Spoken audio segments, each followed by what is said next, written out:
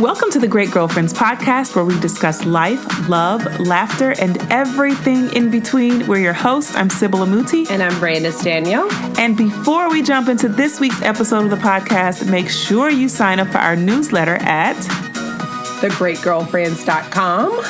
And don't forget to leave us an amazing iTunes review. Yes, that is the payment for listening to this podcast. I love it. 5 stars all the way. Let's do it. Let's do it. Hey, great girlfriends. Hey, great girlfriends. Y'all should see us right now. We're in the basement of my house, and we wrapped up like 2 grannies on the sofa over here recording. Yeah, and I'm looking for some really great topics from a good friend of mine. Who's your friend? He wrote a book, Joel Osteen. Hey, Joel. Hey, Pastor Joel. But, great girlfriends, we are coming off the conference. Ooh, child. I'm going to tell you something. I keep telling people as I'm trying to explain this experience to people, I'm like, it's really not a conference. It really is an experience. And if you come and allow yourself to relax and be open and vulnerable, oh my goodness, you're going to cry, you're going to laugh, you're going to dance. You're going to have so much fun. All of that. Yeah. It's like a reunion to me. I feel like it's like a friendship reunion. It's like, hey, friend, I never knew I wanted it, but I always needed in my life. And now we're here together in this big moment. Because what's so special is seeing people come as strangers and then going through the pictures and looking at people taking selfies like they've known each other since 3rd grade. Yeah, I love that. Awesome. And you looked good. My mama was like, Brandis is looking good in her Kelly green. Thank you. Yes. You look Well, good. it was like I was going to prom, though. It did not.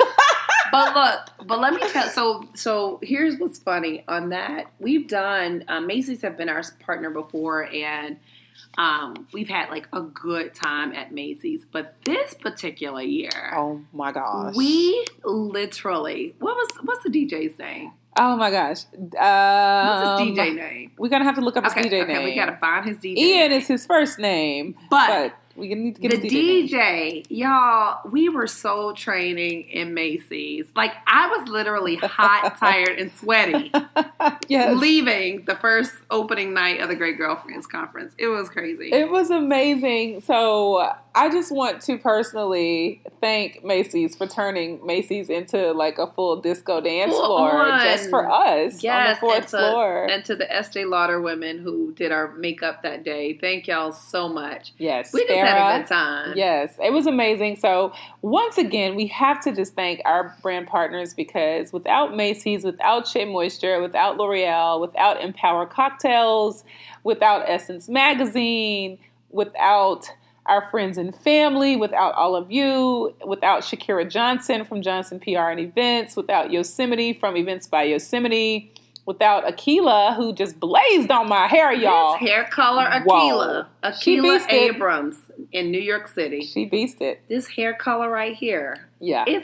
This hair color is so cute. It's bestever.com. Like, you can do nothing. Just walk outside, put on a red lip. Well, I tried that a couple of days, and Dylan was looking at me like, "You gonna brush your edges, mama? Like, you ain't that cute. You better." But you know what? You need like a fire red. No, lip. I have it. You know what's crazy? The red that didn't work before works now. Oh my goodness! I know. That's all you need. It's because the hair. You need like an orangey red. It is very orangey red, and I'm in a hoop. I've got a really good hoop, and that's it. That's all you need. I need to get my big sunglasses, and then I'll be done with that whole scenario. Yeah. But anyway, no, the conference was seriously amazing, and one of the things that continued. Oh, before we get into that, I just have to say I am super excited to be going to New Orleans next week. Essence Festival. Hey.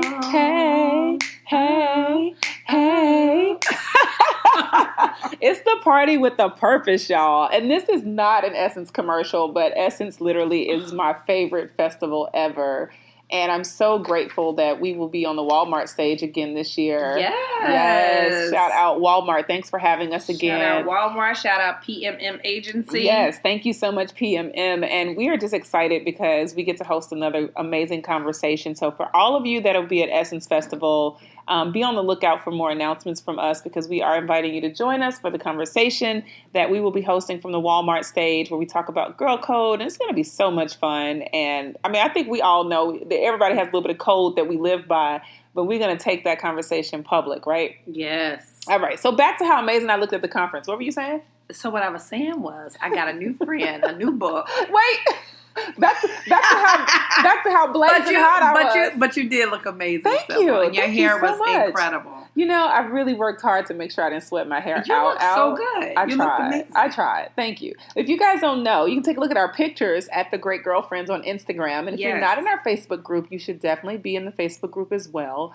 And I just also, one of the things that I love about the conference is meeting all of the listeners that come from near and far. And you're all so kind-hearted and so beautiful and so loving towards one another and so supportive. And so we really, really thank you for taking the time out of your busy schedules to come and hang out with us back in New York. And now, for those of you that are going to Essence, we'll see you in New Orleans. And the summer tour just continues from there, right? Absolutely. So where are your kids? Where's your kid, rather? My kid is in Memphis, Tennessee, apparently living her best life because my mom is all about, Sky don't want to do this. Sky don't want to do that. I'm like, when does a 3-year-old decide what she wants to do? Well, but since when? Sky is the boss. So since Sky has been saying, you know. Since when did that matter? I will not forget. We went to go get ice cream and I was holding her. You remember I was holding her? I was trying to help her see the ice cream. She says to me, I can walk, you know. In those exact words, I think. I was like, oh my gosh, yes, you can walk. She's like, if you don't put me down and let me be the strong 3-year-old. Anyway, yes, and my kids are going to be in Atlanta. Shout out to Nana, who's going to be holding it down for us so my kids can hang out with their Nana. We went to go pick up Dylan today. Dylan came after school in her little pink poom poom shorts and her little cute pink sweatshirt. I was like, this look like a little college kid. I know, she looks so cute. So anyway, back to New Orleans and some of the fun we're going to have. We didn't mention this, but Estee Lauder did a significantly amazing job on our makeup, but they're also going to be in New Orleans at Essence Festival for their first year. They are. So you guys have to make sure you go check out Estee Lauder. Yes, they have a space and it's going to have games with the shuffleboard and the claw machine, and they're going to be giving out prizes, and they're going to have makeup artists on site, and their artists are pretty dope. I enjoyed them. So yeah, they did an incredible job. Yep. So I know it's a beauty arcade, Estee Lauder Beauty Arcade, and definitely look for it when you're in the Empowerment Center. And if you can remember this, they're going to be in booth 575. Yes. Shout out to Estee Lauder. Thank you so much for the love you displayed on our faces for our conference and all that you're doing for our community. In other conversations. Newses and whatnot. I want to talk today about safe space. Okay. And here's why. Mm-hmm. I want to talk to you, great girlfriends. This is us having a candid conversation about how do you build relationship and rapport.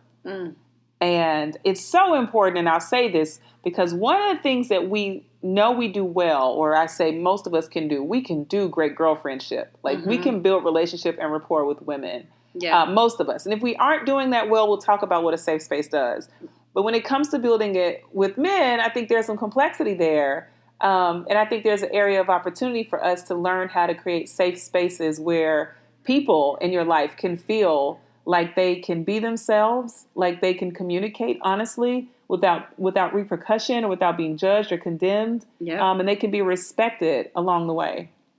No, absolutely. It's critical.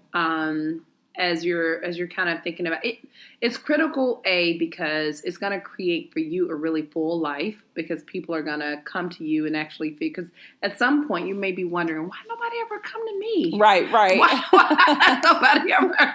No one comes to me. Nobody talks to me about Why stuff. did I have to find out that happened through the grapevine? And also, when you create a safe space for other people, sometimes you're also creating a safe space for yourself. So yes. And we all need a safe space. We all need a safe space. And I think that in the Great Girlfriend community, one of the pillars for us has been creating a safe space. Allowing the Great Girlfriends podcast and the website and the Facebook group and our events to be a place where you can come and just be you. Yep. And not have to worry about any judgment or feeling like you're not enough or wanting to sit at the table. You are the table. So Absolutely. Everybody should be coming to your table. But at the same time, I look at the fact that I just literally looked at this statistic the other day from the CDC, which says that suicide is the number one cause of death in the U.S., right? What? Number one cause of death. That's what I saw on the CDC between 2016 and 2019. What? That's what I saw on the CDC's website. Oh my gosh. I know. It's so alarming. But what it communicates back to me is that there's a huge opportunity for us to create safe spaces for one another as humans. Yeah. Because what happens when you don't have a safe space? Yeah. I know when I didn't feel as though I had a safe space, I felt isolated. Yeah. I kept all my pain and my feelings on the inside. Yeah. Everyone in the world was against me. Yeah. No one was for me. I felt overlooked. Yeah. I felt, overwhelmed. Yeah. I felt like I was being consumed by issues. Absolutely. And I felt like I was in a point of scarcity in my life. Like there wasn't enough of anything to fill my cup. Yeah. And that's because I didn't know that I had places where I was welcome just as I was. And I thought I had to be perfect. Yeah. And when you do that, it's going to manifest itself some way. Absolutely. Right? So all those feelings and that hurt and that loneliness and that isolation, it manifests in some way. And usually it's not a very healthy way. And my assumption is that when people get to the place of suicidal thoughts, you're like, because I'm going to tell you something. Why in the world is it that negative thoughts seem to perpetuate themselves so fast? They grow so fast. They're like a snowball. Right. But great thoughts, we like to stop those because, we're thinking too big so fast. But negative thoughts, I mean, you have to be so intentional about intentional around your thoughts. Because one thing can lead to another. One negative thought leads to another negative thought. And before you know it, sometimes you are at the place where you're like, why am I even here? Yeah. Yeah. And it doesn't take long to get there. And if you don't have anyone to talk about that, or if you don't have any safe space, or someone's not coming to you as a safe space, things that do not have to happen will happen. Well, you think about it, the mind is sort of a playground. And so anything that you meditate on, which is to constantly feed on, will expand itself. Absolutely. And it will become amplified. And the volume of that will dictate your next choice or decision. And I say that to say, safe spaces are not an option, right? Sometimes we think we can opt in or out of making ourselves available or being a safe space or creating space for people in our life to feel the embrace or feel connected to our heart. But it's not an option. It's actually essential. So essential. Brandis is actually crying right now. I see the passion in your eyes. I'm just playing. She got something in her eye, y'all. I just knew she would laugh. But seriously, we have to become intentional about it. And so, as we created that, safe space with the Great Girlfriends community, it's something that we do in our lives. And I would say one of the things that has made our friendship so special is that I can lay on your sofa. And if you're not even there, I feel like I could talk to Rich. Yep. And if Rich don't feel like it, I could go play in the blocks with Sky and be like, Sky, we need to talk, girl. Right. And I come in the house and Kwaku's on the phone with you. Yep. And I'm like, what are y'all talking about without me? But it's safe space. Yeah. And I think the number one way or thing you can do to create safe space is to say, hey. That automatically says I see you. Just by acknowledging you. Yeah. Hey. Yeah. That's a simple check-in. Yeah. It doesn't have to be a paragraph. It doesn't have to be a long email. Someone crossed your mind. Hey. Yep. Absolutely. That says I see you. That calls me to attention. That's it could be hello, it could be hi. Yep. But something to acknowledge that you see a person right. automatically gives them the opportunity to feel connected to you in a way that maybe they didn't before. Absolutely. And I think about 5 years ago, I used to have people on my mind all the time. How's this person doing? It's going to be strange if I text them and say, hey, girl, you were on my mind. I was like, so what? What if I'm saving a life? Like, what if I'm warming her heart? Right. What if I'm fertilizing the good soil? Right. And pulling the weeds by sending a great text saying, hey, I just thought of you, hope you're well. Right. So I just started doing it. So if you get a random text from me, it's because you were on my mind. Right. And maybe God wanted to trigger you or to, put you in a different frame of thought than you were in or give you a safe space. Mm-hmm. But that's number one for me. What do you think is number two? I think number two in creating a safe space is being slow to speak. And I think that sometimes our minds are running so fast and we have so much to say that instead of us just sitting there and just listening, we feel compelled to like butt in the conversation, right? And I have that bad. There's sometimes where Rich will just like, babe, just let them talk. Just let them finish, you know? And so even with my husband, you know, the other day he talked for a long time about everything. The conversation went all different places. But for me, I kept telling myself, just be in the moment and listen. Like, he's not asking for you to say anything. He haven't asked for your opinion or your feedback one time. He's just talking. So how well can you just sit here, and how long can you sit here and listen? Not hear, but actually like listen to what he's saying. And that's taken some practice for me. That doesn't come natural for me. I don't think that comes natural for a lot of women. But I think you have to practice just listening. That's so good. It's so good. So true. As I sit and listen to you. It is true. I totally agree with that, because that's when people get a chance to really pour out whatever it is that was on their heart. Yeah. And if we're combative, automatically guards go up, and you never really get to hear what a person really wanted to say. You didn't. And a conversation could start with something at work, and then it could go to this friend, and it can go here and go there and go there. And it's not even sometimes that we want to be combative. It's sometimes we want to just talk. So it's like, you know, somebody brings something up about their friend at work. You're like, oh, yes, because you know what? The same thing happened with my friend Ashley at work. You know, like, and I've had to learn, like, with marriage, is when he's talking, that is such a great moment, because men don't always want to just, like, talk. So if he's in that space where he wants to talk, that's not the time for me to bring up my friend Ashley, like his friend whoever. Right. It's not the time for me to compare, like, oh, yeah, your friend did this, my friend did that, or this happened on your job, this happened on my job. It's not time for me to actually do any of that. It's really time for me to just, like, listen, because there's something I'm going to hear something in his heart come out of that conversation. But if I hijack the conversation, which we do a lot of times, right? That was such a great term. We hijack the conversation. We do hijack. Then you never get to fully hear him out. Right. And sometimes it's even the same with friends. So friends that are introverts, I've noticed that my friends who are introverts are the same way. Like, I have to be ready to just listen. I just have to be in a place to just listen. Yeah. Usually I have to do the talking first. Right, to open. But then once they're talking, I just have to be in a place to listen, because they don't want to talk and not be heard. So it's interesting. I think it's like your introvert friends, and then any men in your life too. Like, just give them the runway to talk it all the way through until they're done talking. I love that. The runway is so important. Yeah. Introvert, extrovert, all of them. Because anyone who doesn't feel heard will stop talking, you know? Yeah. And I think it's a sign of respect. Yes. Like, I respect you, I honor you when I listen.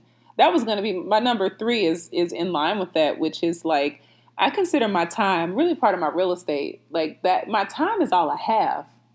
Yeah. That's all we have. That's all we have. You know, once that ends, that's a wrap. Yes. We don't get to go buy extra. You know, we can't get on Amazon and grab more. So I consider that real estate. Saying that to say, I think number 3 to create safe space is to invest your real estate, your time into people. And when you do that, don't take up all the emotional space.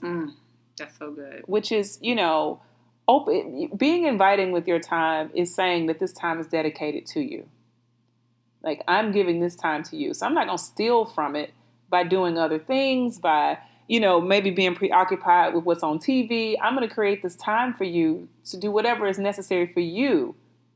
It's not about me in that time, because I'm investing this time. Like I would with any other resource, make the investment, but don't look at it as a time to, you know, multitask. Yes. I mean, and sometimes, you know, I'll say, Brandis and I in our friendship, we do a lot of multitasking. I think we've always done it. But but at some point we always have to stop.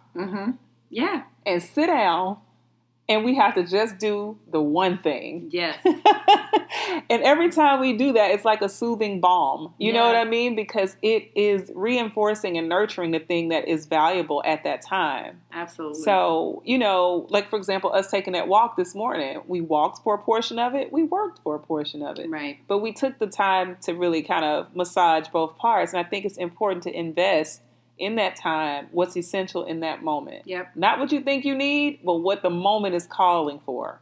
Absolutely. I think you get so much more that way. Which means that you have to slow down. You gotta slow down. Right? Yes. Put your agenda to the side. I'm speaking to myself. Put your agenda to the side. Because I had a full agenda this morning. Okay? She did. And it started at 10 a.m. She did. Okay. All right. And look, she tried to tell me last night, oh, we're going to be able to get all that done in 5 hours. I said, I don't know how we're going to conquer the world in 5 hours, but let's see. Because I had an agenda too, and our agendas didn't match. They did. And we were determined to get both of our agendas in.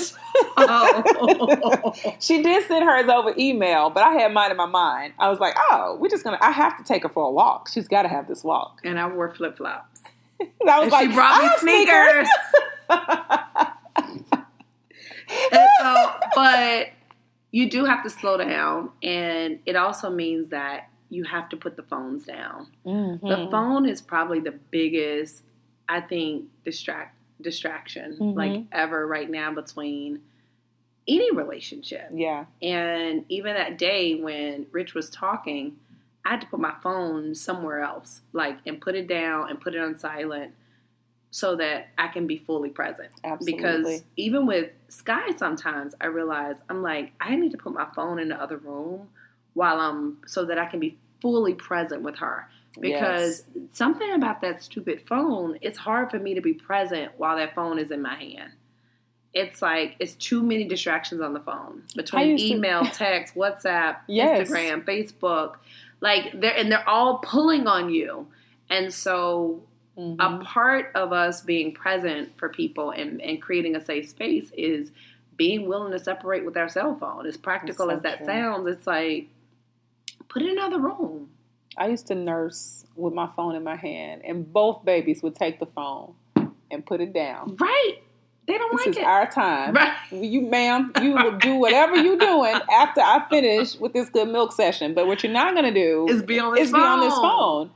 And I just could not believe a baby would do that. But they both, very early, were just pushed, get we're that thing bonding. Out the way, because I don't know what that thing is, but whatever it is, it's a distraction. It's a distraction from our moment. It's me and you. Yeah. And you know what? That's the thing. I do want to also remind us as women too, because you brought up such a valid point. You brought up Sky, motherhood, and safe spaces for our children. I think these rules are across the board. They are. It's good for children. It's good for your spouse or your significant other. Yep. It's good for your coworkers. Yes. Because you do have to put your phone, turn the computer around for a second to sit and attend to the person that's in your face. It's good for your friendships. It's good for your parents, your siblings. Everyone. I think these are universal, right? Because when you were saying that, I go back to my kids and I'm reminded I've had to do all of these things to really keep space for my kids and not make them feel like they're competing. Mm-hmm. I don't want them to feel like they're competing with this other part of my life. Absolutely. So then I would say my next one would be to do your absolute best not to judge. Yeah. Not to judge. Yes. I know we have thoughts, we have feelings, we have beliefs governing doctrines and principles. We have, guiding success laws. We have all these things. But when a person is coming to you with something that's on their heart, whether it be sensitive or something light, they deserve just the freedom to express without being corrected. Yes. And I think that alone, it doesn't say I agree with everything you do. It says that I hear you, I see you, and I honor the space that we're in right now. Yeah. It could be a quick phone call, a text. It could be something your girlfriend did last night that she's like, girl. Yeah. She don't need you shaming her. She already did the walk of shame. She don't need any extra. Right. We don't need to condemn. We don't need to judge. We don't need to spank people on the back of their hand all the time or make them worry or be anxious about their decisions. Absolutely.